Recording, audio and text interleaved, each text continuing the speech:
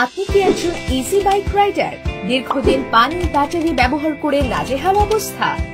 এই সমস্যা সমাধানে আমরা বাংলাদেশ ইউহাই ট্রেনিং দিচ্ছি লিথিয়াম ব্যাটারি, যা টেকসই, শক্তিশালী এবং দীর্ঘ পথ চলতে সক্ষম। অনেক সময় অটোরিকশা চালকদের সবচেয়ে বড় সমস্যা ব্যাটারি দ্রুত ডাউন হয়ে যাওয়া, চার্জ ধরে না রাখা অথবা বারবার রিপেয়ার করা। এতে নষ্ট হয় সময়, কমে যায় ইনকাম।